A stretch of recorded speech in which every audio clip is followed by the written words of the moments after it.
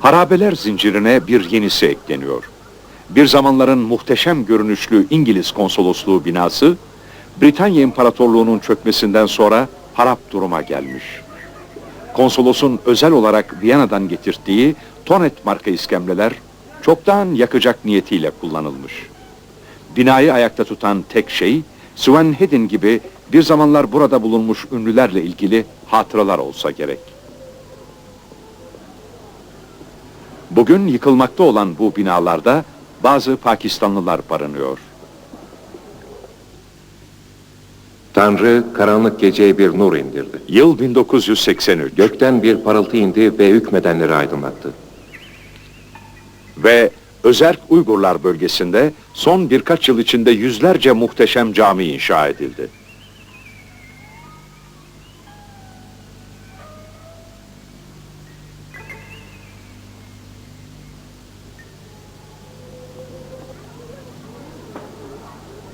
Uygur gençliği için inşa edilen çok sayıda okuldan biri.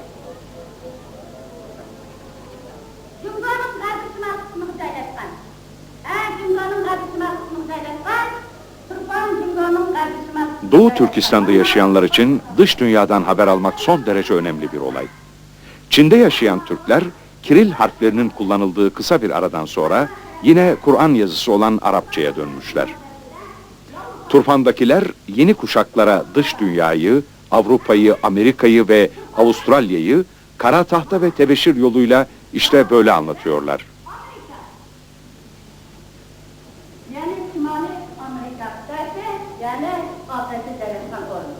Hem de Turfan'la Mağla tersinden ötesinde Mamliya'da Avustralya.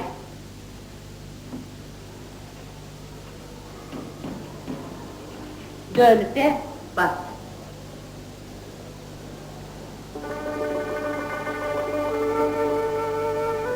Türkistan'ın her yerinde yer alan eski eserler, insanı çok gerilerde kalmış muhteşem bir geçmişin hayalini kurmaya iterler.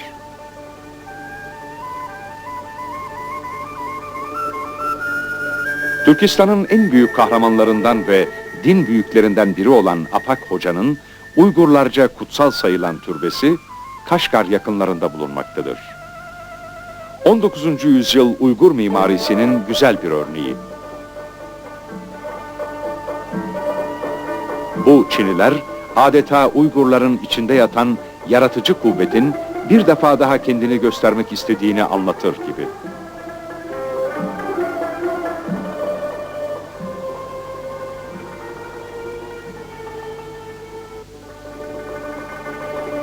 Apak Hoca ve ailesinin mezarları. Sessizlik arayan ve düşünceleriyle baş başa kalmak isteyenlerin gittiği bir mabet gibi.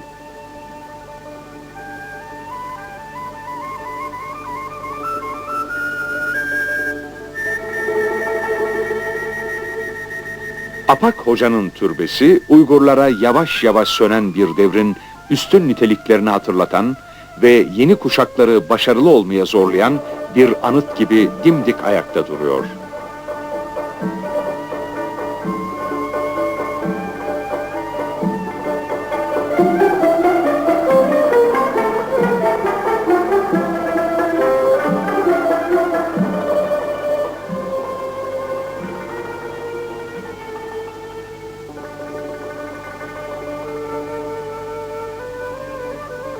Anadolu'dan Türkistan'a kadar Türklerin yaşadığı her yerde Çinilerin parıltısı ve Türklerin en sevdiği çiçek olan gülle karşılaşırız.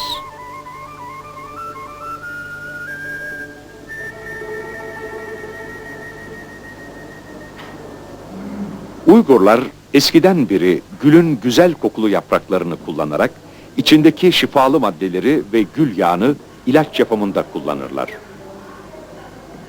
Zaten Uygurların hastalıkları tedavideki üstün başarılarının sırrı, tabiatta bulunan şifalı otlardan yararlanmalarıdır.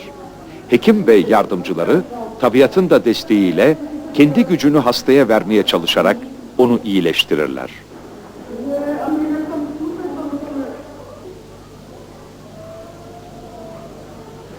Turfan şehrinde bir hastane. Uygurların geleneksel tedavi metotlarının modern tıbbın imkanlarından da yararlanılarak uygulandığı çok sayıda hastaneden biri.